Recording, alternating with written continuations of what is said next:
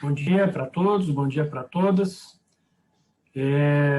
Vamos dar início, então, ao seminário, né? Ao nosso seminário sobre a economia de Francisco e Clara, iniciativa do Departamento de Relações Internacionais, né? Juntamente com a Articulação Brasileira de Economia de Francisco, com o Grupo de Reflexão e Trabalho da Economia de Francisco e Clara. Agradecer, o Departamento de Relações Internacionais, na pessoa da professora Chiara, pelo apoio, o Instituto de Ciências Sociais, do professor Danes, e o seu apoio também ao evento. E a gente dá início a isso hoje com uma palestra, com uma fala, do professor Ladislau Dolbor, que eu agradeço profundamente a disponibilidade dele de estar aqui com a gente. O professor Ladislau Dolbor é economista, professor titular de pós-graduação da PUC São Paulo, foi consultor de várias agências das Nações Unidas, consultor de governos, municípios, autor de cerca de mais de 40 livros, e autor e coautor de mais de 40 livros. Enfim, mais detalhes vocês conseguem aí no site dele, dolbor.org, da obra dele, reconhecido no Brasil pela seriedade dos seus trabalhos e reflexões. Então, é um prazer e uma honra poder abrir esse ciclo de diálogos a respeito de uma economia diferente, de uma outra forma de pensar certos processos, com uma fala do professor Ladislau Dolbor. Professor, muito obrigado mais uma vez, e a palavra está contigo. Obrigado, Leonardo. Bom dia a todos. Estamos começando a semana aí com muitas desgraças em perspectiva, todos preocupados, para onde vai esse pobre país. Eu acho, olha, tem tanta gente competente nessa terra, e a gente ter esse tipo de governo, francamente, é uma coisa lamentável, O problema aqui não é o Bolsonaro, é que nós temos um mecanismo político que permite que gente como Bolsonaro chegue ao poder. Nós temos que pensar muito mais no chamado Estado profundo, o Deep State, que se estuda internacionalmente, que, na realidade, limita tremendamente as capacidades da gente construir uma economia que funcione. Quando a gente fala em economia de Francisco, na realidade, é a busca de novos rumos. E essa busca de novos rumos hoje é planetária. Deixa eu me apresentar um pouco. Eu sou economista, eu estudei na Suíça com bons banqueiros, a visão neoclássica. A escola de Lausanne é muito conhecida, Barras, Pareto, enfim, essa tradição, mais para a direita, naturalmente, enfim, assegurar as vantagens dos que têm vantagens. E depois, eu, como tive problema no Brasil durante a ditadura, fui exilado, aí eu fui conhecer a Polônia, que é a terra dos meus pais, era socialista. Eu conheci muitas coisas e estudei, fiz mestrado, doutorado lá, trabalhei com Kalecki, que é muito conhecido no Brasil, é um companheiro em termos de visão do Keynes, e isso me deu uma outra visão de uma economia organizada em função das necessidades da população, muito centradas na industrialização. É muito interessante, Só para dar uma visão para vocês, o meu filho, eu casei com a Fátima, que era filha do Paulo Freire, também exilado. A gente era exilado, tudo, enfim, buscava como sobreviver. E o nosso primeiro filho nasceu em Varsóvia, o Alexandre. Chegou um menino, ele estava um pouco prematuro. No dia seguinte apareceu uma enfermeira, não precisamos fazer plano de saúde nem nada. Chegou lá, nada de invasivo, mas tal. Olha, melhor tirar a caminha aqui de junto da janela. Como é que vocês estão esterilizando as coisas do bebê? Depois eu pensei comigo, quantas doenças, quantos são problemas evitados, simplesmente porque nos primeiros dias de um recém-nascido, família de primeira viagem, eles chegam ali, ajudam a gente se equilibrar melhor.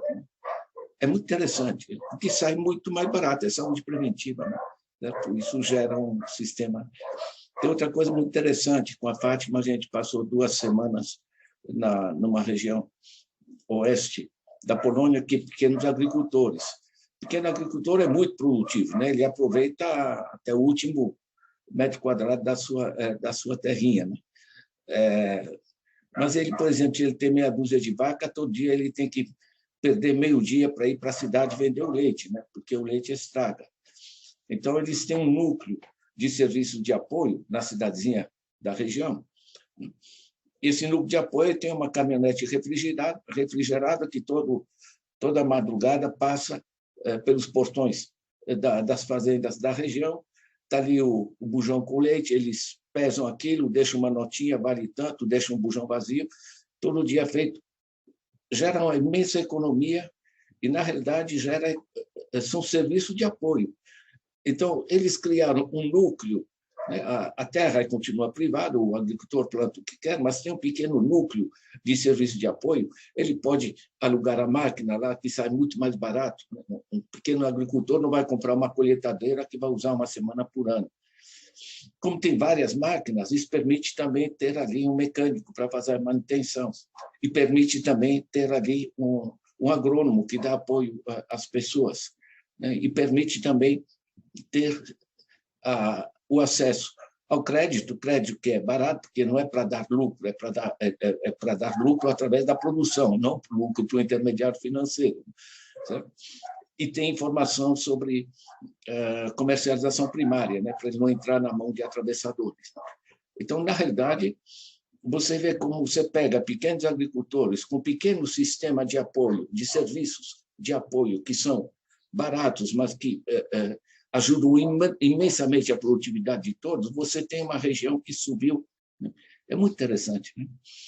A Polônia saiu do socialismo, hoje é capitalista, mas eu aprendi imensamente coisas muito positivas que pode se fazer. Né? Então, que a Polônia foi, em grande parte, destruída, né? Mas eles, para evitar que as populações do campo viessem para a capital, eles geraram o que eles chamaram de deruralização do campo. Toda a cidadezinha, todo o interior da Polônia ganhou linhas de ônibus conexão, cada cidadezinha ganhou um teatro, um centro cultural, um cinema. Ou seja, eles estabilizaram a população. Então, hoje a Polônia é equilibrada em termos de ocupação. Não se formou centros e periferias, como tem aqui em São Paulo, Recife, etc. Se gerou um sistema efetivamente equilibrado do aproveitamento do conjunto do território. Né? Planejamento é muito interessante. Eu aprendi muita coisa ali para dizer que eu estudei na Suíça, enfim, com bons banqueiros, estudei na Polônia, sistema socialista, tem um monte de coisas interessantes, tanto num como no outro. Né? Eu não sou fanático de posições assim, eu sou muito mais pragmático. Né? Depois fui trabalhar na África, enfim, era exilado. Né? Então, vários governos me convidaram, de Angola, depois de Guiné-Bissau. Acabamos trabalhando 4 anos na Guiné-Bissau. E sabe o que é? A gente aprende tantas formulinhas de econometria, né?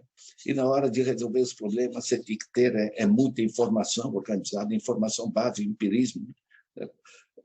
E ter muito bom senso, compreender a cultura local, compreender as tensões políticas, né? A economia que funciona é uma economia muito mais pé no chão. Isso para dizer um pouco a minha cor. Né? Eu busco o que funcione. Né? Eu, quando falo em educação, eu olho para a Finlândia, né? E como funciona. É público, gratuito, universal. Né? Isso é muito mais produtivo. Eu olho como funciona e onde funciona a saúde. A saúde funciona bem no Canadá. Público, gratuito, universal. Os Estados Unidos, ao lado, é em grande parte privatizada, custa mais do dobro para o país, e os Estados Unidos estão entre os últimos países da OCDE em termos de nível de saúde da população, que é o que interessa. Né? Não é a indústria da doença, e sim de ter uma vida saudável. E por aí vai. Né? Fui aprendendo, trabalhei com a China, trabalhei em várias regiões. Né?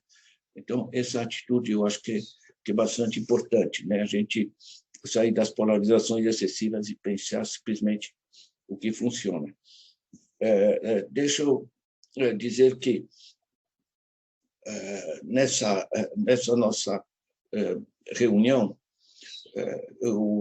a ideia é passar ferramentas para vocês. Eu tenho um site que já tem mais de 20 anos.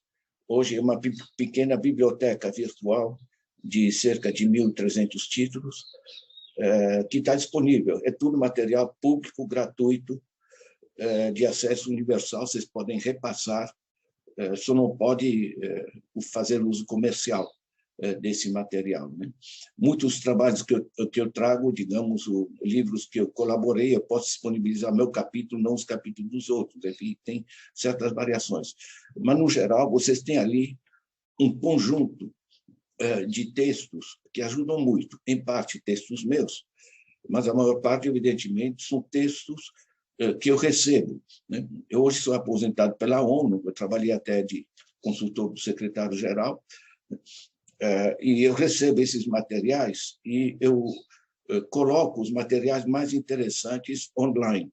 E eu faço, em particular, resenhas. Por exemplo, o livro do Stiglitz, muito importante para o tema de hoje, que pega novas regras para o século XXI, New Rules for the 21st Century.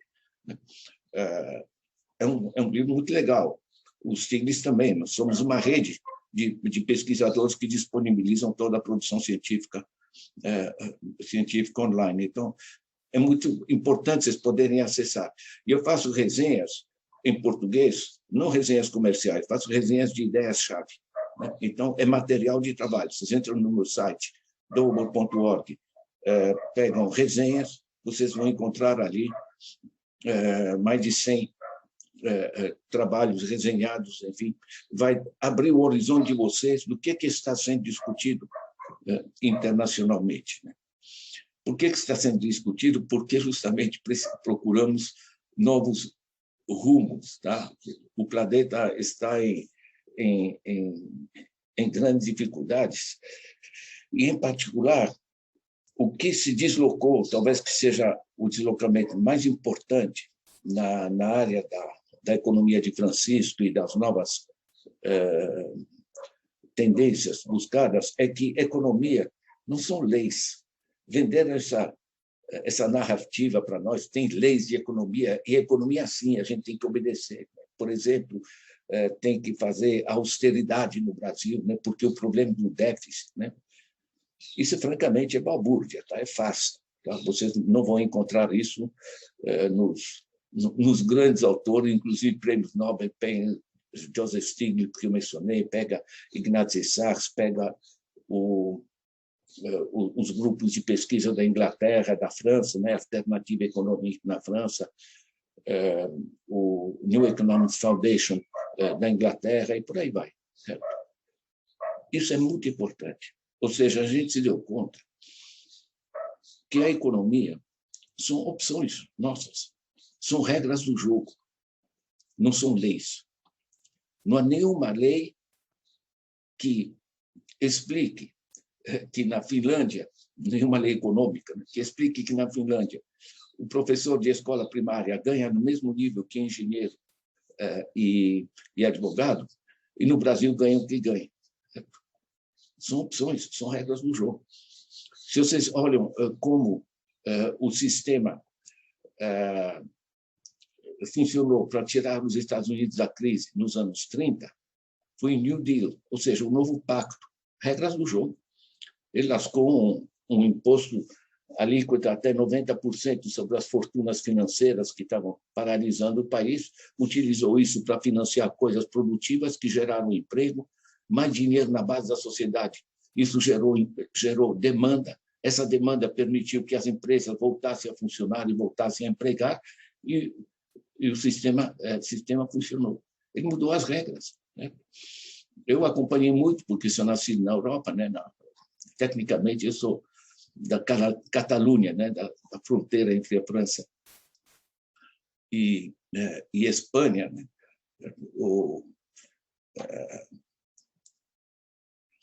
Mas sabe o que? Isso me levou minha cabeça de volta para a Espanha, para esses outros tempos. Mas O essencial é que a Europa, destruída pela guerra, ela entra num pacto, né, que é o chamado estado de bem-estar, welfare state, certo? Em que você equilibra os investimentos do Estado nas infraestruturas, porque tem que reconstruir a Europa, certo? Você, simultaneamente, assegura apoios de crédito barato para as empresas e assegura direitos sociais para as famílias poderem viver melhor e também consumir, o que estimula as empresas. E quando se estimula o consumo, que gera impostos, receita para o Estado, e dinamiza a economia, que também gera imposto, receita para o Estado, você também cobre o déficit. E o círculo funciona, né? A roda funciona. Isso é essencial. A economia é um ciclo, né? Não é uma coisa que você estuda por pedaços. Você tem que entender o ciclo.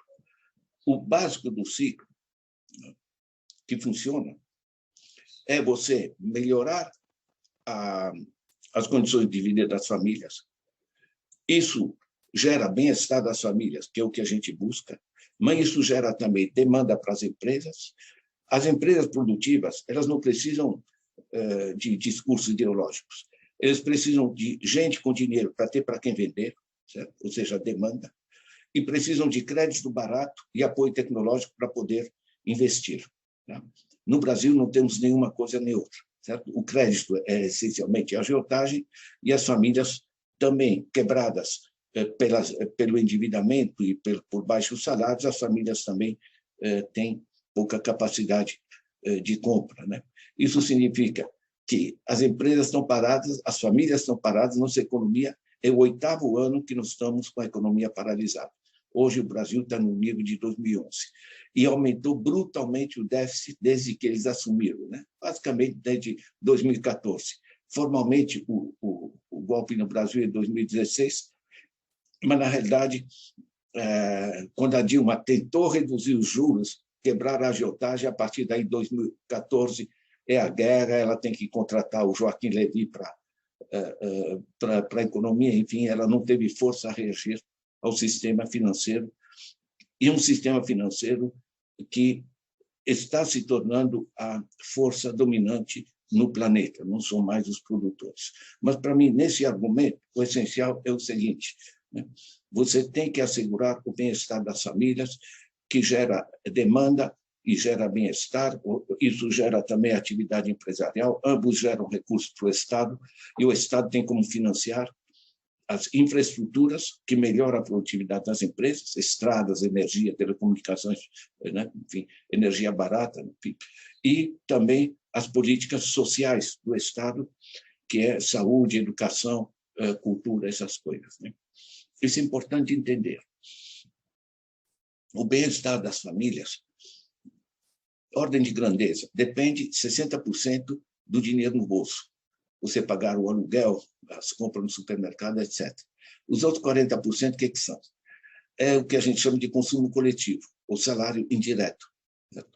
Porque você precisa de segurança, mas você não compra uma delegacia, você tem que ter acesso. Você não compra escola, você não compra hospital, você não compra uma série de serviços, você não compra o rio limpo, você não compra a rua asfaltada. Quer dizer, você tem que ter acesso. São bens de consumo coletivo, são essenciais. Eu vou para uma cidade como Toronto, no Canadá, tem parques a cada meia dúzia de quarteirões. Sabe como é que você vive melhor com isso? E ninguém precisa pagar por isso. E não privatizam os parques para ver se cobra para que entra, que é uma besteira. Então, isso é importante entender. Tá? O objetivo geral é o bem-estar das famílias de maneira sustentável, sem destruir o meio ambiente. Certo? E isso não só é bom para as famílias, para a nossa vida, como é bom para a economia. Tá? Não tem mistério. É assim que funcionou nos Estados Unidos no New Deal, é assim que funcionou no estado de bem-estar, que são os 30 anos do pós-guerra, né? Os chamados 30 anos de ouro da economia europeia, né? Em grande parte mundial, né? Que funciona hoje na China, que é essencialmente um sistema redistributivo, como funcionou aqui no Brasil entre 2003 e 2013, uma experiência muito estudada internacionalmente, inclusive pelo Banco Mundial, que chamou essa fase, 2003 a 2013, de The Golden Decade, a década dourada do Brasil. De maneira muito simples. Elevou o salário mínimo, fez o Bolsa Família, a Luz para Todos, enfim, o conjunto daqueles programas. Não é só o Bolsa Família, tá? Foram 149 programas. Eu tenho eles aqui, eu acompanho, né? E é muito interessante, né? Foi muito estudado internacionalmente. Você gerou a dinamização da economia pela base. Isso é o essencial. Né? Nas narrativas que nos traz na televisão, é que a gente tem que apertar o cinto porque o déficit, mas estão passando rios de dinheiro para os bancos, certo? Dizendo que os bancos é bom enriquecer banqueiro porque vai gerar investimentos e emprego, né? O que é uma falácia, evidentemente, né? E dizem que se passar dinheiro para a base da sociedade, a população consome e o dinheiro desaparece, o que é uma idiotice, né? Porque a população consome, ou seja, vai no armazém, na loja e compra. A loja tem que comprar mais produto das empresas, as empresas têm que produzir mais e gerar mais emprego. É isso que funciona, evidentemente. Gente, esse eixo central de funcionamento, nós sabemos o que funciona. Tá? Segundo ponto é que nós não temos problemas propriamente econômicos, nosso problema é de organização política e social. Certo? Por que a gente não faz o que funciona? Por causa dos interesses dos banqueiros e dos grandes acionistas de grandes grupos nacionais e internacionais que encontram as suas vantagens nisso. Pegue uma conta muito simples. Em 2020, no ano passado, o Brasil produziu bens e serviços no valor de 7,5 trilhões de reais. Tá? É o chamado PIB. Ninguém sabe o que é 7,5 trilhões de reais, é uma cifra muito alta. Mas se vocês dividem pela população, sabe o que dá? Vocês podem fazer a conta em casa. Dá 11 mil reais por mês por família de 4 pessoas. Sabe o que é? O que o Brasil produz? É só reduzir um pouco a desigualdade de maneira moderada. Dá para todo mundo viver de maneira digna e confortável. Não precisa para nada, não há nenhuma razão econômica para ter gente passando fome. No Brasil, nós temos 19 milhões de pessoas que estão passando fome direto. 25% delas são crianças. Tá? Você sabe que fome de criança, quando está se desenvolvendo o cérebro, o organismo, isso impacta para o resto da vida. Isso, para mim, me dá um sentimento de choque, sabe? Porque é uma indignação profunda. Tá? Não há nenhuma razão. Só de grãos, o Brasil produz, na última safra, 4,2 kg por dia por pessoa. É só de pegar a safra, vocês podem fazer a conta, divide pela população, vem que dá. Nós temos 19 milhões de pessoas passando fome e 116 milhões em insegurança alimentar, ou seja, ora tem, ora não tem comida. Gente, é problema de organização econômica e social. Vejam bem, nós temos os recursos econômicos, nós temos as tecnologias, nós sabemos o que deve ser feito. Peguem os documentos da economia de Francisco, inclusive o meu, a economia desgovernada, novos paradigmas. É só colocar no meu site, vocês escrevem economia desgovernada, vocês vão encontrar o artigo que é a minha contribuição ali, publicada, inclusive, ali pela Universidade lá do Vaticano. Né? Então, nós temos, obviamente, os Objetivos de Desenvolvimento Sustentável, a chamada Agenda 2030, né? Onde vocês podem pegar os 17 grandes objetivos divididos em 169 metas e acompanhados com 231 indicadores. Temos dinheiro, temos as tecnologias, sabemos onde estão os problemas, sabemos que são os caminhos, né? ODS, etc. E a gente não faz as coisas, sabe o que é? Eu chamo de impotência institucional. Essa nossa impotência frente a coisas que a gente sabe, né, que estão erradas. Deixa eu dar um exemplo concreto. Né? Não sei se vocês conhecem a Forbes, vale a pena de vez em quando pegar essa revista. Tá? A Forbes pega os bilionários. Aqui são 206 bilionários do Brasil. É bilionário, tá, gente? Vocês olhem aqui, está escrito Forbes Life, modo de vida Forbes. Carros,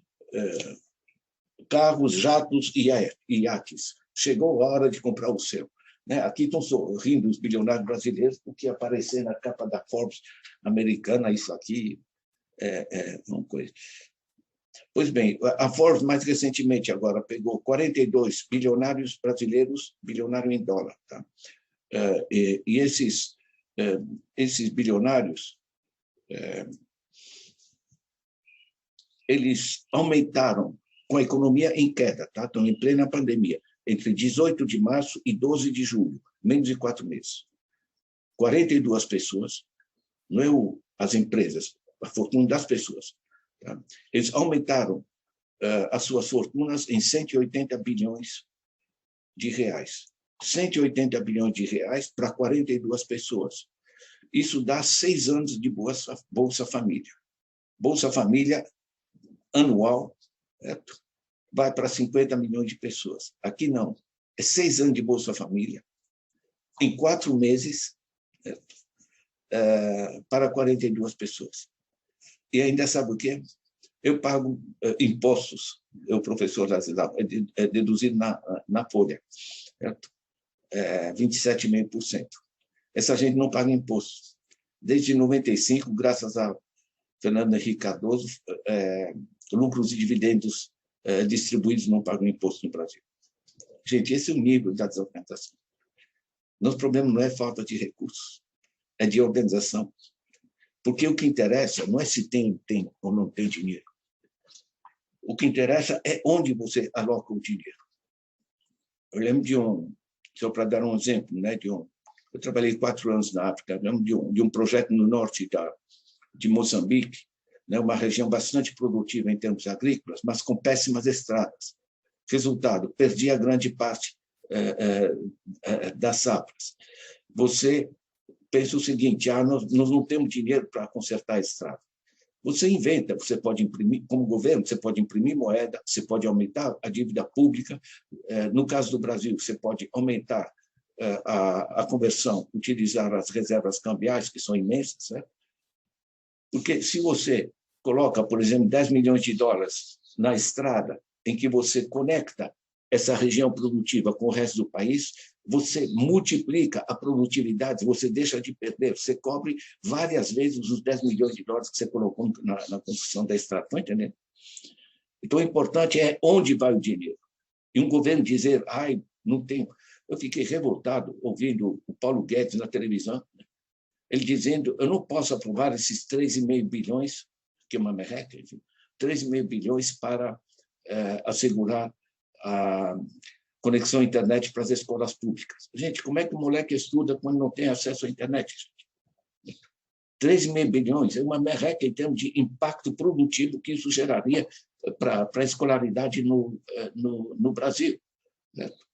Ele disse, não, mas eu não posso aprovar porque eu tenho que ser responsável e eu tenho que assegurar, digamos, as fontes dos recursos. O que é uma mentira, entende? Porque, inclusive, esse projeto já vinha com a fonte, que é do FUST, para financiar. Simplesmente não quer que dinheiro vá para a pobre. Por quê? Porque está repassando dinheiro essencialmente para os bancos. Né? Não sei se vocês notaram, mas entre o segundo trimestre de 2021, comparado com o segundo trimestre de 2020, portanto, em 12 meses, o Santander aumentou seus lucros, com a economia parada, gente. O Santander aumentou seus lucros 102%, tá? Mais que dobrou. O Itaú aumentou seus lucros em 120%. Esse é o nível. Né? Sabe o que é? As pessoas estão desesperadas, problema de rupturas de comércio, problemas de isolamento, enfim, a economia parada. Eles precisam de dinheiro. Pegam dinheiro, o banco cobra o que quer, porque as pessoas estão desesperadas. Não temos Banco Central? Gente, não temos Banco Central. Tá? Para que eles geraram independente, ou seja, puseram ele na mão dos banqueiros, certo? E o Banco Central não controla a agiotagem. Nós tínhamos uma lei, né? A lei de enfim, a Constituição de 88, o artigo 192, ele proibia a agiotagem, ou seja, 12% ao ano mais inflação. Além disso, é crime, em qualquer circunstância. Você juntando taxas, tarifas de alguma coisa, não pode passar de 12% mais inflação. A primeira coisa que os banqueiros se organizaram foi para tirar esse artigo da Constituição. De lá para cá, liberou geral. Por isso que gerou a guerra contra a Dilma quando ela tentou reduzir as taxas de juros. Não sei dos que estão me ouvindo se vocês têm dívida ou a família é endividada. Mas, basicamente, no Brasil, vocês podem entrar no SPC, Serviço de Proteção ao Crédito. Vocês vão encontrar lá a cifra, atualmente, 62 milhões de adultos no Brasil. Acrescentem as crianças, vai dar mais ou menos 40% da população. 62 milhões de adultos no Brasil estão atolados em dívidas. E 25% deles estão simplesmente em bancarrota pessoal. Sabe o que é? Você tirar a capacidade de compra das famílias, você enriquece os banqueiros. Lembra aquele 1,2 trilhão que, com a pandemia, o governo essencialmente que passou para os bancos, não para as populações. Teve aqueles R$600 que deu uma merreca, certo? Em termos de volume geral, e agora está pior ainda. Mas o essencial do dinheiro foi para os bancos. Certo? E os bancos, o que fazem com o dinheiro? Os bancos, gente, fazem mais aplicações financeiras. Internacionalmente, a gente calcula que esses ganhos financeiros, apenas 10% volta para a economia real. Sabe o que é? É um sistema muito interessante e muito problemático, porque a exploração pelos mais ricos sempre existiu. Tá? Só que, no capitalismo produtivo que a gente conhece, era um negócio que tinha até seu interesse, né? Porque eu pego um cara que quer ser empresário e produzir sapato. Né? Para ele produzir sapato, ele tem que comprar máquinas, tem que gerar atividades, construir uma fábrica, enfim, todas essas coisas. Né? O que é bom, né? Dinamiza a economia. E ele produz sapato, que é coisa que a gente, né? O moleque vai poder calçar o sapato, isso é bom. Tá? Ele está explorando os trabalhadores, aí a gente chia, tá? Porque nessa era do capital produtivo, a exploração se dava por salários baixos. Mas para você explorar o sistema econômico através de salários baixos, pelo menos você tem que gerar emprego. Então, esse sistema que a gente criticava por baixos salários, tudo bem, mas aí gerava greve, brigava, mas, enfim, de certa maneira funcionava. Certo? Foi a fase capitalista que o Brasil cresceu. Né? Agora, você gerou sapato e, como são produtos concretos que você vende no mercado, gera nota fiscal, etc., os caras também pagam imposto, e com os impostos o Estado pode financiar infraestruturas e políticas sociais. Né? A roda girava, certo? Agora, eu, por exemplo, vou numa papelaria, faço uma compra de R$100. Antigamente, eu tirava uma nota de R$100, do meu bolso saía R$100, no bolso da papelaria entrava R$100. Hoje, não. Me pedem para passar no caixa. No caixa, a moça pergunta, crédito ou débito? Eu digo crédito. Do meu bolso, ou seja, da minha conta bancária, saíram R$100. Mas para a papelaria entraram 95. Por quê?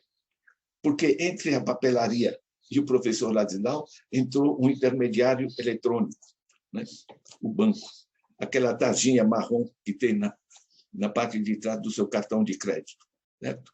Permite eles chuparem 5% sem produzir nada. Tá? E o custo é ridículo, porque é só o computador que faz esse negócio. Certo? 5% de dezenas de milhões de compras que toda a população faz são chupadas por esse intermediário. Sabe o que é? Você tirar uma nota de R$10 da bolsa de um favelado é complicado. Para já encontra resistências e para já você teria que se meter nas favelas. Hoje não. Eles dão essa instrução no sistema, as pessoas têm que ter a conta bancária, certo? E os bancos colocam uma tarifa, aperta Enter, e isso atinge, de repente, 18 milhões de pessoas daquele cartão. Ou seja, esse sistema financeiro permite explorar as pessoas sem gerar produtos, sem gerar emprego. Isso é uma mudança extremamente profunda. Eu detalho como funciona esse sistema neste livro, tá? A Era do Capital Improdutivo. É legal e entre mais detalhes nesse outro livro, O Capitalismo se Desloca, porque é uma outra forma de apropriação. Por que nós temos 15 milhões de desemprego? Não é só a pandemia, você sabe que tinha subido a partir de 2014, quando eles entram, né, com a Lava Jato, com a guerra eleitoral, todo esse negócio, paralisa a Petrobras, paralisa a Odebrecht, todo esse processo que eles fizeram. De lá para cá, a gente está parado. O Economist estima que nossa economia hoje está mais ou menos no nível de 2011. Então, é essencial entender que esse sistema, que hoje se chama financiarização, mudou a forma de organização do capitalismo, né? Que está endividando países, um monte de países pobres atolados em dívidas, e trabalhando e exportando petróleo e outros produtos só para pagar a dívida. Nós temos reservas cambiais fortes, que é a herança do governo Lula, né, que procurou expandir os mercados, mas temos sim uma dívida, um endividamento das populações que é muito grande. Eu quero sugerir a vocês, para entender o sistema, é só vocês entrarem nesse site, tá? ANEFAC. Vocês colocam na internet ANEFAC, vocês estão lá. Vocês vão olhar a pesquisa mensal de juros, né? Que vai dar esse documento, por exemplo, aqui eu tenho a tabela, os juros efetivamente cobrados da população do Brasil. Eu tenho aqui comércio, 75% ao ano. Gente, juro é ao ano, tá? Por que eles colocam juro ao mês? Porque parece pequeno e ninguém consegue calcular o que é juro composto, né? As pessoas acham que o juro de 2% ao mês é 24 ao ano. É muito mais, tá? Mas aqui, no comércio, tá? Nos crediários que vocês pegam, 75%. Isso vai para um comércio que não produziu nada, tá? É só pôs ali a máquina e fez só intermediação, certo? Tudo bem ter um lucro de 8%, 10%, 12%. Mas aqui eles gostam de vender a prazo. Certo? Você sabe o que é? No Brasil, quem compra a prazo paga quase o dobro, né, do que, por exemplo, o professor Ladislau, que junta o dinheirinho e compra à vista. Certo? Isso é inviável.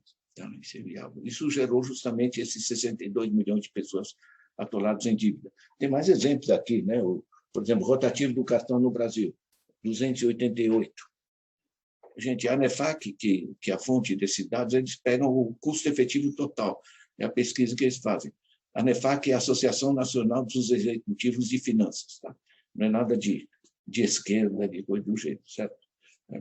Mas trazem qual é o custo, o que efetivamente se cobra no crédito livre da população. Isso trava o consumo das famílias, trava o investimento das empresas e aprofunda o déficit do Estado. Enriquece os bancos, tipo 180 bilhões que eles mamaram em 4 meses, né? Mas paralisa o país. Deixa eu inverter a lógica e pensar o que pode funcionar. Os eixos de discussão. Primeiro, é o grupo, digamos, de políticas econômicas para esse negócio funcionar. Assegurar uma renda básica. Voltem àquela ideia, o PIB dividido pela população do Brasil dá R$11.000 por mês por família de 4 pessoas. Eu trabalhei organizando sistema de planejamento pela ONU para vários países da África, mas eu tive em países onde você tem que tirar leite de pedra, não tem nada, não tem empresa, não tem produção. Então, você está numa situação muito dramática. No Brasil, não. Nós estamos num sistema de gente mamando sem produzir. Então, se a gente pega esse nível de renda, R$11.000, é só reduzir um pouco a desigualdade, você financia uma renda básica por adulto, aquilo não é esmola, não é receber sem produzir. Os bancos e acionistas se entopem de dinheiro sem produzir nada. Certo? O problema é o seguinte, se você assegura para a parte mais pobre da população, se você assegura uma renda básica, isso aqui, em inglês, fica mais claro, eles chamam de floor, é o piso a partir do qual você pode construir a sua vida. Dizer que se as pessoas recebem um dinheirinho lá na base da sociedade, eles vão se encostar, não vão trabalhar. Isso é uma idiotice. Tanto assim que, durante o governo Lula, pelo contrário, você teve um aumento de 18 milhões de empregos formais. Certo? Sabe o que é? A pessoa sai do buraco, está estimulada, pode construir a sua vida. A renda básica aumenta oportunidades, gera um piso para as pessoas construírem a sua vida. Isso é um. Tá? Vocês podem pegar os trabalhos do Suplicy, podem pegar, enfim, o meu próprio texto, A Economia Desgovernada, né, que eu mencionei, enfim, tem uma série de trabalhos sobre isso. Um segundo ponto é assegurar políticas sociais. Porque uma renda básica que você segura para as pessoas não compra segurança, não compra hospital, não compra médico, essas coisas. Tá? O SUS é incomparavelmente mais eficiente do que esses planos de saúde que temos aí, que cobram uma barbárie, né? E, em termos de qualidade, sabe o que é? São os mesmos médicos. Certo?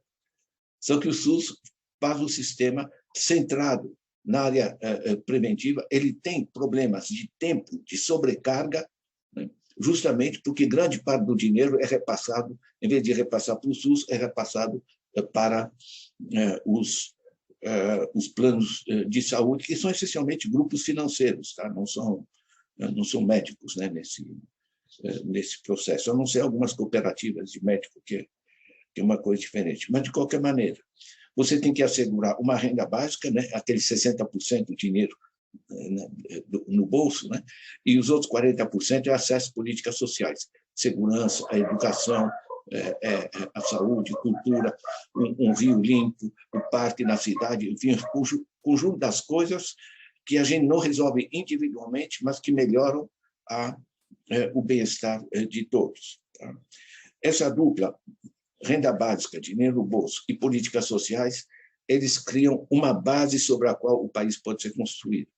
A partir daí, você avança para dois outros eixos, que é as infraestruturas e as políticas públicas de emprego. Infraestruturas são essenciais porque elas geram produtividade maior. Quando você tem energia barata, por exemplo, agora estão privatizando a Petrobras. Por quê? Ninguém produz petróleo. O petróleo é extraído, é um bem da nação, né? É uma herança natural.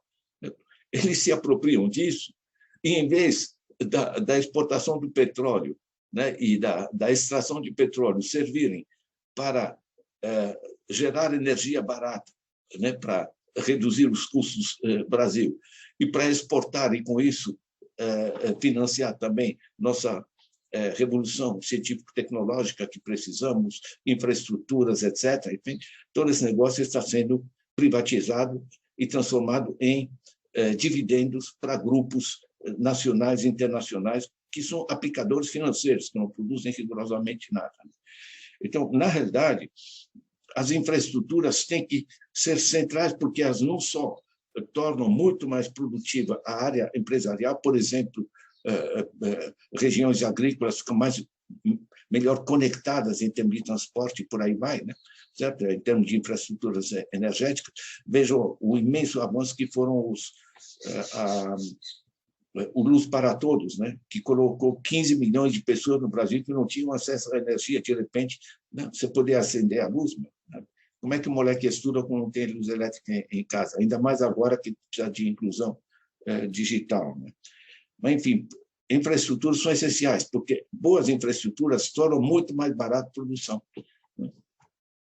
Dizer, como diz esse governo, isso é gasto, a gente não tem dinheiro para isso, francamente, para mim é narrativa. Esse pessoal não é tão besta, sabe? Simplesmente estão se apropriando de dinheiro no curto prazo, dando-se o futuro. E tem o elemento das políticas de emprego. Né? Eu vou, por exemplo, para a Imperatriz. Meu pai faleceu, está enterrado lá. de vez em quando aparece. Eu chego em Imperatriz, eu encontro um monte de gente desempregada, gente parada. Certo? E em volta da cidade, um monte de terra parada. Não, é só pensar um pouco, né?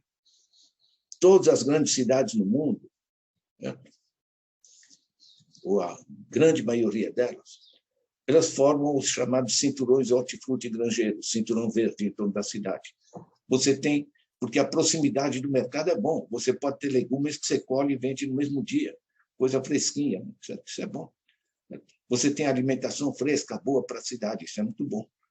Você gera atividades agrícolas, produtivas, você chupa o desemprego, você junta o desempregado e a terra e você tem produto, você tem renda, certo?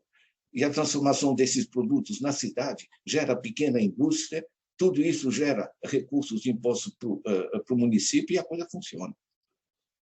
Você pode fazer manutenção urbana, você pode fazer um monte de coisa nesse processo, fazer saneamento básico, obras de saneamento básico. R$1 que você coloca em saneamento básico são R$4 que você deixa de gastar com doenças. Né? Dinheiro que se multiplica. Sabe o que é isso? É planejamento. No Brasil, a gente escuta o governo diz não, a gente está aguardando os mercados. A gente tem que reduzir as leis trabalhistas porque isso vai atrair empresas. Certo? A gente vai isentar de imposto para atrair empresas. Né? A gente se põe de 4 para ver se chegam as empresas. Meu, as empresas estão indo embora, a Ford e tantos outros estão indo embora, porque esse sistema não funciona. Né? Bom, esse tipo de bestialidade só se sustenta porque está entupindo de dinheiro o andar de cima, gente. Certo? Esses caras sorridentes que a gente vê nessa revista Forbes. Né? Esse é o nível que a gente atinge. Portanto, eu estou trabalhando com 4 eixos propositivos. Tá? Assegurar a renda básica, assegurar as políticas sociais, né? Intensificar SUS, educação pública, etc. Né? Intensificar infraestruturas, sobretudo descentralizadas, porque gera atividade e reduz os custos produtivos, e políticas de emprego, porque pensa o seguinte, nós somos 212 milhões de habitantes no Brasil e apenas 33 milhões de empregos formais privados. Esse negócio que a gente chama de emprego, carteira assinada. Você está numa empresa com carteira, com salário, você vai ter aposentadoria. Isso aqui é apenas 33 milhões. No Brasil, temos 148 milhões de pessoas em idade de trabalho, entre 16 e 64 anos de idade. A subutilização da mão de obra é dramática. Certo? O Keynes, nos anos 30, já escrevia, né? Ter tanta coisa para fazer e tanta gente parada é uma idiotice. Quando diz que tudo isso aí não é economia, é organização política e social, é o básico. Tá? Básico que não tem, evidentemente, nesse nosso governo e, infelizmente, muito menos no conjunto das famílias poderosas que geraram isso, que a gente chama o Estado profundo. Né? Pega a família Marinho, pega a família Setúbal, os diversos grandes grupos. Né? Isso aqui, eles deveriam, digamos, se interessar pelo desenvolvimento do país. São esses 4 grupos. Para financiar essas atividades, né, nós temos que ter políticas de reorganização financeira. Primeiro, é a reforma tributária, porque os tributos que a gente tem, basicamente, a população mais pobre paga proporcionalmente muito mais imposto do que os ricos. Né? Isso aqui simplesmente não funciona. Né? As grandes fortunas, esses bilionários aí, não pagam imposto, porque lucros e dividendos distribuídos não pagam imposto. Temos um monte de gente que controla imensas terras agrícolas no país, que não plantam nem deixam plantar, certo? Mas não pagam imposto, não há imposto sobre terra improdutiva. O ITR praticamente não é respeitado no Brasil. Não é só questão de justiça social. Na Europa você tem forte imposto sobre terra parada, o cara que gosta de ter a terra para ter o cavalinho passeando para mostrar para a madame, esse cara tem que pagar um imposto de um tamanho tal que ou ele produz ou ele vende a terra para alguém que vai produzir. Está na Constituição, gente. A terra tem que ter função social. Ninguém produziu essa terra, né? Isso é uma herança, isso é da terra, é do planeta. O que é isso? Portanto, nós temos que tributar de maneira inteligente. Isso é fundamental, tá? A carga tributária é cerca de 1/3 do PIB. Em vez de financiar, fomentar a economia, nós estamos extraindo da massa da população e estamos gerando paralisia econômica, né? O segundo é política de crédito, né? Eu mencionei aqui as taxas de juros praticadas, né? Nós temos aqui o crédito livre, o crédito direcionado. O crédito direcionado é um pouco mais baixo, e o crédito consignado é considerado mais baixo, mas crédito consignado dá mais ou menos 28% ao ano. Na Europa é 2-3% ao ano, certo? Então, não estamos falando de diferença de 20%, 40%, estamos falando de diferença de 600%, 800%. Certo? Isso é agiotagem, evidentemente. Então, o crédito tem que fomentar a economia, não extrair a economia. Os caras dizem, tá vendo? Nós somos competentes, os bancos estão ganhando muito dinheiro. Mas o banco não é para ganhar dinheiro. O banco é para fomentar a economia, o que dá na produção, gera emprego, gera produtos e gera lucro do capitalista produtivo, e uma parte desse lucro do capitalista produtivo vai para o banco para remunerar o crédito, porque o banco o crédito não está trabalhando. Entupir de dinheiro o banqueiro, em vez de dinamizar a produção, é o que hoje internacionalmente está se chamando, vocês nas relações internacionais seguramente estudam isso, né? O extractive capitalism, né? O capitalismo extrativo, em vez de dinamizar a acumulação do capital. E nós temos que ter políticas fiscais, né? Orientar o dinheiro para onde é mais produtivo, as infraestruturas. Hoje tem que generalizar o transporte coletivo, que barateia muito o transporte na cidade, e por aí vai. São as políticas fiscais, né? Portanto, tributação, crédito e políticas fiscais, né? E deixa eu fechar com o terceiro grupo de medidas, que são essencialmente de organização, né? Nós temos que descentralizar as políticas. Deixa eu dar um exemplo que na Suécia, de tudo que o governo recolhe com tributos, 72% vai diretamente para o nível local. Deixa eu pegar a Alemanha. O alemão não coloca seu dinheiro em banco, a família, né? Coloca em caixas de poupança locais. Cada cidadezinha tem uma caixa de poupança, chama Sparkassen, né? Ou seja, o dinheiro da comunidade fica ali, e a comunidade decide, vamos fazer aqui um saneamento básico, vamos construir um centro cultural, o que for.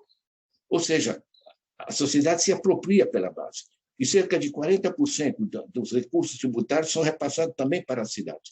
Então, você junta o dinheiro dos impostos federais que são repassados para a cidade, junta as poupanças das famílias, sabe o que é? Cada cidade, com seu interno rural, eles administram no nível local em função das suas diferentes necessidades. O Brasil tem 5.570 municípios. A Constituição de 88 repassou como encargos, saúde, educação, etc., para os municípios, mas não dinheiro. É só olhar o que está acontecendo, né? O arranca-rabo lá em Brasília, quem pega um pedaço maior do dinheiro público. Gente, isso não funciona em termos de gestão, né? Porque os 5.570 municípios no Brasil são muito diversificados. É o município, é a pessoa do bairro que sabe qual é a rua que vira lama quando chove, gente. Quais são as prioridades? Onde funciona? China, Suécia, Alemanha, Canadá, etc. Diversos sistemas políticos, Coreia do Sul, Vietnã, né? Funciona de maneira rigorosamente descentralizada. Sabe o que é? Isso libera o governo para pensar o que o governo deve pensar. Grandes investimentos de ciência e tecnologia, grandes infraestruturas, sistemas políticos internacionais, diplomacia, ou seja, pensar o global do país. No Brasil, fica o cara recebendo o prefeito, acertando um negóciozinho com a empreiteira, coisa assim, né, gente? Isso não funciona. Nós temos que rever o Pacto Federativo, descentralizando radicalmente. Tem um trabalho muito legal que vocês podem pegar, que é esse aqui, um livro pequeno, tá? Simples, sabe? Primeiros passos, o que é poder local. Vai ajudar muito vocês, tá? Aí no meu site, gente, é ferramenta de trabalho para vocês. Esses 1.300 títulos estão aí, são muito utilizados hoje por escolas, colégios, coisas do gênero, porque o professor simplesmente diz para a rapaziada, olha, na próxima aula vamos discutir o capítulo 12 do livro do Ladislau Era, do Capital Improdutivo. Né? 8 páginas dá para o rapaz ler até no celular. Está entendendo? Ainda mais com essa dificuldade agora de consultar bibliotecas. E não ficar dependendo só do livro-texto escolar. Né? Abrir os horizontes. Né? Portanto, descentralização, inclusão digital. A inclusão digital é fundamental. A pessoa que não está conectada no sistema, na rede, está fora da sociedade hoje, gente. Custa uma merreca. Né? Nós temos 1/3 da população do Brasil que está fora desse sistema. Vocês podem pegar as estatísticas do Comitê Gestor da Internet. Você coloca na internet CGI, vocês vão ter os dados. 25% da população está fora do sistema e grande parte está conectada de maneira que não funciona, ou funciona de maneira aleatória. Certo? Como é que o moleque estudos não tem acesso à internet hoje, gente? Certo? Isso é absolutamente fundamental. Custa uma merreca, mas está na mão de oligopólio. Claro, TIM, Vivo, essas coisas, né? É tudo negociata, gente. Funciona assim, né? E temos que organizar um sistema de informação, que eu acho muito legal vocês pensarem nisso. Como vocês se informam, né?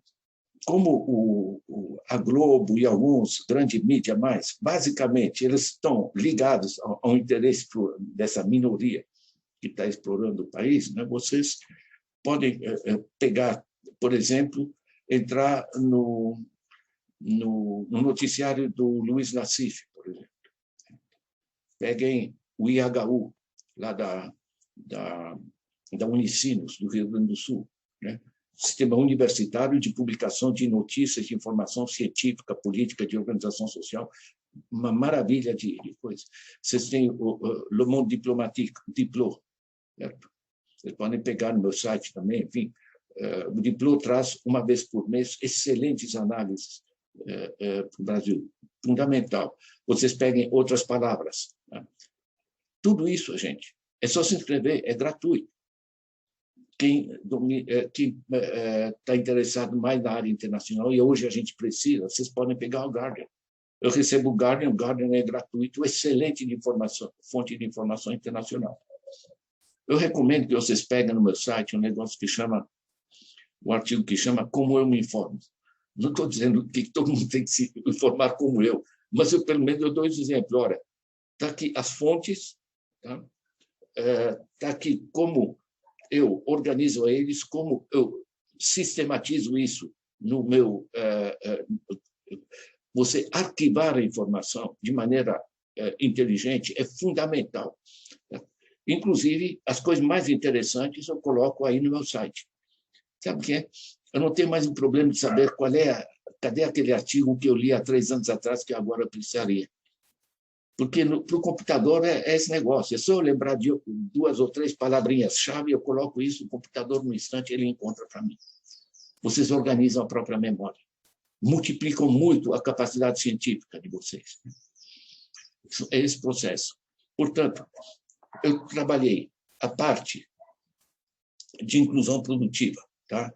Renda básica, políticas sociais, a infraestruturas e políticas de emprego, a parte de reorganização financeira, repensar a tributação, sistemas de crédito e políticas fiscais e reorganização do sistema de gestão, certo? Que é a descentralização radical do processo decisório público, a inclusão digital e organização de sistemas de informação, porque sem uma sociedade informada você não tem democracia. Gente, eu abri um leque aqui, estou abrindo ferramentas, tá? Abrindo janelas de essas coisas. É assim como eu trabalho. Cada um de vocês irá traduzir, digerir, de certa forma, essas ideias de maneira que aprouver. O essencial é o seguinte, gente, hoje, com esse sistema que nos isola, mas nunca tivemos tão conectados. Estou eu da PUC conversando com gente da PUC Minas com outras instituições. Sabe o que é? O Brasil todo está discutindo. Nós estamos gerando um sistema horizontal de comunicação científica, de um processo interativo e colaborativo de construção de conhecimento. Isso é um imenso avanço, tá? Isso é central nesse livro aqui, O Capitalismo se Desloca, Novas Arquiteturas Sociais. Recomendo. Leonardo, está aqui o leque de ideias que eu estou abrindo. Obrigado a vocês. Maravilha. Muito obrigado, professor, pela fala. Eu acho que coloca uma série de questões fundamentais aí para nós. Toda essa questão... As questões que o senhor coloca são extremamente pertinentes e relevantes, tendo em vista a nossa dinâmica de funcionamento da economia brasileira, né? Como é que ela tem seus problemas com os quais tem que lidar, não tem sombra de dúvidas. E as questões associadas a todo esse material que o senhor vem produzindo ao longo do tempo e disponibilizando de maneira organizada, né? E gratuita, isso é uma coisa... É uma atitude ímpar, é uma coisa impressionante. E agradecer ele também por isso. Eu acho até pela questão, tem algumas perguntas que foram feitas, mas eu acho que até pela questão do próprio tema e da fala, eu acho que seria interessante concentrar em algumas aqui, se o senhor me permite, eu faria 3 perguntas, né, que foram colocadas aqui, eu acho. Um participante ele coloca aqui se o senhor vê essa relação, né, que o senhor chegou a citar, a crise de 29, se hoje o senhor consegue entender que a gente está um pouco melhor ou um pouco pior do que em 29, com as ferramentas que a gente tem disponíveis, né? Uma outra questão que eu acho que também pode, em alguma medida, ser interessante para a gente pensar também, que o senhor toca nisso, né? É a questão da reforma tributária, né, como algo necessário. Aí um participante coloca aqui também que muita gente discute, mas como que o senhor pensa a questão? Porque poucos falam a respeito nessa reforma tributária de incorporar taxa lucros, taxa dividendos, taxa grandes fortunas e uma discussão sobre imposto verde também. Então, como que o senhor perceberia essa questão? E se isso aí se associa a uma última questão que colocaram-se nesse período, né, do governo do Partido dos Trabalhadores, se realmente a questão da reforma tributária, que alterasse a base de tributos, a base dos tributos do consumo para o imposto de renda, isso poderia ter sido uma alternativa interessante ou não? Como que o senhor perceberia isso? Eu acho que essas questões elas tocam bem aí no que foi a colocação do senhor. Eu acho que seria muito bom ouvi-lo sobre isso nesse momento. Olha, deixa eu dizer que a crise de 29, comparado com a atual, a gente está em outra fase. Tá? Primeiro que o planeta se tornou mais rico. Eu pego, da mesma maneira que eu falo dos 11 mil reais por mês por família de 4 pessoas, que é o que o Brasil produz, eu posso fazer esse cálculo a nível planetário, tá? Para o Centro de Relações Internacionais interessa. O PIB mundial está na faixa de 88 trilhões de dólares. Tá? Se eu divido isso pela população, 7,8 bilhões, isso dá cerca de 20 mil reais por mês por família de 4 pessoas. Está entendendo o interesse? Quer dizer, nós estamos com um planeta que está parado à procura de novos rumos e está num nível de riqueza que permite não só que todo mundo viva bem, sem precisar de ser igualdade opressiva, coisa do gênero, só reduzir de maneira moderada a indecente desigualdade. Deixa eu lembrar para vocês que os 12% que têm mais grana no planeta, 12%, tá? Eles têm 85% do patrimônio do planeta. Então, você está em cima disso. Né? Nós temos outra forma de apresentar os dados, né? Temos 20 pessoas que têm mais patrimônio acumulado do que a metade mais pobre da população mundial. E tal como funciona, esse negócio simplesmente não se resolve, porque o que acontece? A grande massa da população, ela mal consegue fechar um mês. Ela não junta o dinheiro, não faz aplicação financeira, não constrói casas, enfim, todas essas coisas. Agora, pegue um cara que é um bilionário. Esses caras aqui, que está na foto, cada um deles tem na faixa dos 100 bilhões, a família Marinho tem mais de 30 bilhões e tal. Agora, pega um cara que tem $1 bilhãozinho só, tá? Só $1 bilhão. Se eu tenho $1 bilhão, que eu aplico isso a 5% ao ano, é aplicação financeira, não estou fazendo nada, não estou produzindo nada, só mandei, né, no computador, os caras se chama asset management, né? Por exemplo, o BTG Pactual, que faz gestão de fortunas. Né? Enfim, se eu faço uma aplicação que rende 5% sobre $1 bilhão, vocês podem fazer a conta em casa. Isso dá 137 mil por dia. Eu estou aumentando minha fortuna a 137 mil por dia. É muito interessante você baixar, digamos, as grandes cifras para o chão, porque você vê o absurdo. E isso também, essa dificuldade das pessoas terem de fazer uma continha básica sobre os grandes números, é que gera essa opacidade, que as pessoas não entendem. Né? E quando vem um cara dizer, não, temos o déficit do orçamento, isso aqui as pessoas acreditam porque simplesmente ninguém entende de taxa de juros, ninguém entende desses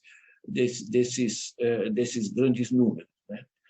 Mas o essencial é esse. Né? Eu volto a dizer, o problema é para onde a gente vai colocar o dinheiro. Então, quais são os dilemas? Os grandes desafios mundiais são, de um lado, a área ambiental, do outro lado, a área da desigualdade.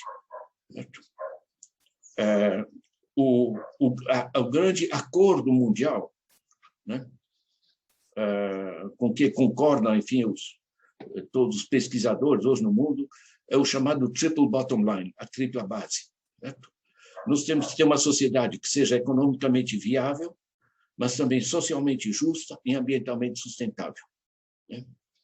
Economicamente viável, socialmente justa e ambiental. Fora disso, nós estamos indo para o desastre. Tá?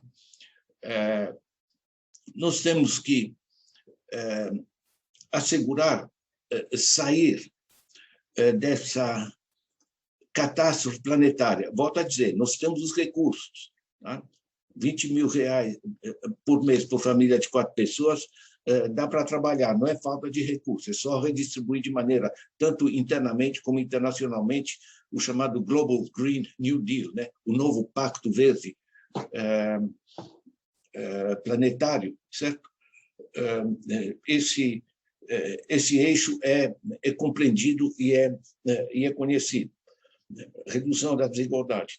E orientar os recursos para parar de destruir o planeta.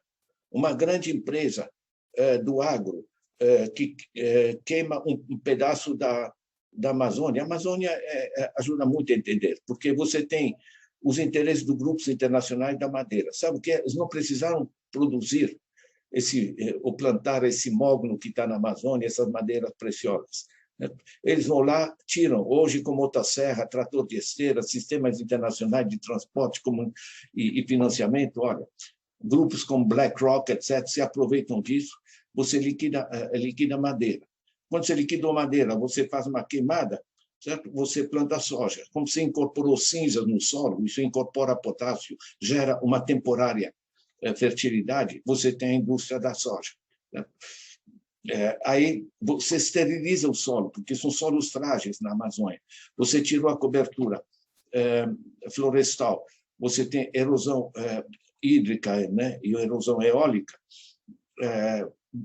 a monocultura, que entope de química aquilo, né, e a monocultura ela lavra aquilo de maneira irresponsável, o resultado, você esteriliza em grande parte esses solos.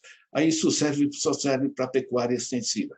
Aí vem a indústria da carne. O que nos interessa? Forma um cluster de poder, que na ONU chamam de galáxias de poder. Né? porque o pessoal nacional e internacional da madeira, o pessoal nacional e internacional da soja, né? As commodities em comercialização, é tudo para exportação, gente, certo? O pessoal da carne, né? E o pessoal da mineração que aproveita o garimpo, etc. Olha, isso gera um poder, só eles têm maioria no Congresso. Eles têm um monte de grana para eleger as pessoas. Esse negócio não funciona. Então, é muito mais do que a reforma tributária, né? É colocar, por isso é tão rico se chamarem uma discussão como essa, nós temos que ter mais gente que compreenda que reforma. As reformas que estão fazendo, gente, isso chamam de reformas, é desmonte. Desmonte administrativo, desmonte trabalhista, desmonte de políticas, né? Inclusive de políticas sociais essenciais. Né? Esse negócio de tramarem com a educação do país é um crime, gente, para a futura geração. São os nossos filhos. Né? Então, na realidade, é uma questão hoje essencialmente de relação de forças. Tá? Esses grupos, né? Gente, a problemática do meio ambiente é um desastre planetário. Tá? O aquecimento global, liquidação da biodiversidade, tem um excelente documentário que está na... eu estou procurando aqui, gente.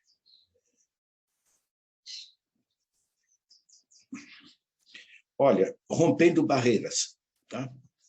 Um documentário britânico, Rompendo Barreiras. Anotem isso, porque em 1 hora, ou um pouco menos, o salto que vai dar de vocês compreenderem as tensões internacionais que tem hoje, olha, é brutal, né? Os caras que estão ali são de primeira linha, muito conhecidos cientificamente. O Attenborough da BBC, enfim, um documentário extremamente sério, né? Rompendo Barreiras. Eu peguei no Netflix, tá? Enfim, vale a pena vocês pegarem. Isso resume a dimensão, né? Então, eu fecharia, Leonardo, basicamente na visão seguinte: nós não estamos enfrentando um problema ou outro problema, ou simplesmente Bolsonaro. Muito mais importante que Bolsonaro é enfrentar quem colocou o Bolsonaro ali. Isso que tem que entender. Porque demagogos isso vai ter para qualquer lugar. Teve na Alemanha, teve na Itália, teve por toda parte, teve o Trump nos Estados Unidos, tem o Erdogan na Turquia, tem o Duterte nas Filipinas. Isso, demagogo não falta, certo? A gente tem que prestar atenção em quem está gerando essa capacidade de acesso ao poder dos grupos mais negativos, porque você tem um idiota que faz Twitter lá em cima, e enquanto isso as pessoas se apropriam da Eletrobras, da Petrobras, da terra, da exportação, etc. Gente, reparem que o único setor que está funcionando no Brasil é a exportação de bens primários, certo? Soja, minerais, etc. Isso aqui é patético, né? É um neocolonialismo com nível tecnológico, um andar tecnológico acima. São empresas muito modernas, cheias de coisas, de relatórios, inclusive. Certo? Basicamente, nós estamos enfrentando uma convergência de processos críticos, porque nós estamos destruindo o planeta, certo? Que é clima, biodiversidade, perda de cobertura florestal, contaminação da água doce, conjunto dos sistemas dramáticos, né, na área do ambiental. Estamos destruindo o planeta pelo interesse das grandes corporações, que chupam, porque se não tiver governo para impedir, os caras arrancam, estão entupindo grupos privados de dinheiro, os caras não querem saber. Certo? Isso é um. O segundo é desigualdade, ou seja, estão destruindo o planeta pelo interesse dos 10% mais ricos. Isso não funciona, certo? Porque grande parte da massa da população está de saco cheio de não ter, por exemplo, uma escola decente para o filho, uma clínica decente para a mulher parir, coisa do gênero. Certo? Não há mais aqueles pobres perdidos que não entendem das coisas. Estão sabendo que há os recursos, que há o dinheiro, e estão pé da vida no planeta. Isso está gerando tensões. Não há democracia que funcione a partir de um grau de desigualdade. Certo? E o terceiro eixo é que o dinheiro está na mão de grandes grupos financeiros que, em vez de ajudar a financiar o que é necessário, ou seja, mudança da política energética, mudança da matriz de transporte, etc., para parar de existir o planeta, por um lado, mudança das políticas agrícolas também, né? E, por outro lado, gerar aquelas políticas que a gente falou, renda básica, etc., para tirar o pessoal da miséria, o que é bom porque gera dinheiro, o dinheiro volta, né? Nesse processo. Em vez do sistema financeiro usar isso, fomentar, o dinheiro não é deles, tá? O dinheiro é nosso. Sabe? Eles estão usando isso para gerar mais dinheiro no sistema especulativo. Deixa eu lembrar vocês que 3 grupos de especulação financeira, BlackRock, Vanguard e State Street, são 3 grupos financeiros, estão no Brasil. Tá? Eles administram o dinheiro dos outros, basicamente. Fazem esse negócio das commodities, enfim, certo? São intermediários financeiros. Chama Asset Management, gestão de ativos. Esses 3 grupos têm 19 trilhões de dólares de ativos. Sabe o que é 19 trilhões? O PIB dos Estados Unidos é 21,5 trilhão de dólares. 21 trilhões PIB dos Estados Unidos. 3 empresas privadas, né? Por exemplo, a BlackRock comprou a Notre Dame aqui, né? É participante do BTG Pactual, são grupos internacionais, gente, estão usando, certo? Extraindo do país 19 trilhões, certo? Quase o PIB dos Estados Unidos. O sistema de relações de força mudou. Certo? Então, você tem o meio ambiente, a desigualdade, o caos financeiro. Certo? O dinheiro não é mais, isso é essencial, não é mais aquela nota que o governo imprime. O dinheiro são sinais magnéticos. É emissão de dinheiro virtual por bancos. Isso é 97% da liquidez. E a gente não pega isso, esquece que a gente entende o que está acontecendo. Porque o acesso, o setor financeiro não é um setor, é uma dimensão de todos os setores. Se você não tem dinheiro para a saúde, você não vai ter saúde. Se não tem dinheiro para a infraestrutura, não vai ter infraestrutura. Quem controla o acesso aos recursos, na realidade, controla quem pode contratar ou não engenheiros, construir fábricas, coisas do gênero. Porque o Brasil está se desindustrializando. Né? Então, peguem a crise ambiental, a crise da desigualdade, a catástrofe, né? da desigualdade, o caos financeiro, juntem em cima disso a pandemia, temos a nossa situação hoje. Certo? Isso está na base, Leonardo, de toda a discussão do Papa. Tá? Eu participei dessas discussões, inclusive a reunião com Joseph Stiglitz, um Nobel de Economia, um cara muito interessante. Ele foi economista-chefe do Banco Mundial, foi economista-chefe do governo Clinton, não é um cara que vem de esquerda, é um cara simplesmente que se deu conta que essas coisas estão levando o planeta para o brejo, uma desigualdade que está gerando conflitos por toda parte. Isso aqui simplesmente não funciona. E o dinheiro, como é apenas um sinal magnético, ele gera na velocidade da luz na internet. Os governos são nacionais, os bancos centrais são nacionais, não apitam nada, porque o sistema é sabonete. Enfim, sei que não é uma coisa digna de literatura econômica, o sistema de sabonete é o seguinte: se você aperta aqui, ele escapa para lá, e vice-versa. Os banqueiros brincam com essas imagens. Certo? Na realidade, você tem um sistema em que, se um país quer fazer uma política financeira decente, simplesmente eles vão para outro lado ou simplesmente derrubam o presidente, que é uma prática hoje se transformou bastante generalizada. Né? Gente, é isso aí.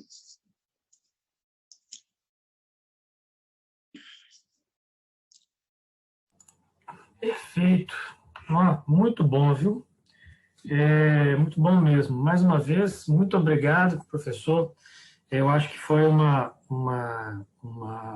oportunidade única da gente começar, né, as nossas reflexões aqui para pensar essa ideia de uma nova forma de pensar a respeito da economia, de pensar a respeito da crise, de pensar a respeito de como que a gente se relaciona com as outras pessoas em termos econômicos, políticos, sociais, né? E para nós, de relações internacionais particularmente, é fundamental, né, sempre que possível, voltar à concretude para ver como é que essas coisas, né, fazem sentido no nosso dia a dia. E também para todos que têm a oportunidade aqui de estar participando disso, né, com a gente também, que não são do nosso departamento, né, não são da nossa área, mas que estão preocupados com o nosso país, com o nosso dia a dia. Né? Então, mais uma vez, muito obrigado. Agradeço a todos que também estão presentes aí, a todas as perguntas que foram feitas, né? Algumas que não tiveram oportunidade de passar por elas, mas Fica aí também o convite para o próximo, no dia 14 a gente vai ter um outro seminário também, no dia 20 mais um, e que vão ser os primeiros de muitos que nós vamos organizar depois para realmente, fomentando nessa linha que o professor tem colocado, a gente repensar as nossas formas de organização econômica, política e social, para tentar pensar aí um país melhor para nós e para quem vem depois, né? Muito obrigado, professor, mais uma vez. Olha, Leonardo, deixa eu recomendar para vocês, isso aqui saiu agora, tá? Semana passada, o Pão Nosso de Cada Dia, Opções Econômicas para Sair da Crise. Tá? É um livro simples, eu volto a dizer, não dá para pensar que eu não sou economista, não vou entender. Aqui não tem nenhuma equação, nenhuma coisa complicada, certo? Porque dá para entender perfeitamente, e se trata da nossa grana. Se a gente deixa a economia para os economistas, gente, isso é gente contratada pelos grupos financeiros, não vai funcionar. Tá? Eu lembro a vocês, usem o meu site como ferramenta, vocês podem repassar os artigos que estão ali, né? E eu recomendo muito, Leonardo, como universidades, a gente passar a trabalhar de maneira muito mais articulada, interuniversitária, gerar um sistema online, certo? Cada professor é natural que crie o seu blog, é uma coisa super simples de criar. Você pega aquele WordPress gente, é bico, tá? É como comprar uma estante e colocar os seus artigos, os livros, só que é virtual, então é fácil de reencontrar, é fácil de repassar, e fácil de abrir para que mais pessoas enriqueçam. Esse sistema colaborativo e interativo de construção de conhecimento, eu acho vital para mudar como a gente trabalha como universidades. Nós não podemos ser apenas fornecedores de diploma. Gente, um grande abraço, eu agradeço muito a vocês, a iniciativa, eu acho muito importante a gente tocar coisa assim, certo? E eu sou muito informal, o que precisarem, usem e abusem. E Economia de Francisco, vou lembrar, o meu texto de partida é A Economia Desgovernada. Tá? É isso aí, Leonardo. Muito obrigado a todos e a gente fica por aqui. Bom dia para todo mundo. Grande abraço, gente. Tudo de bom.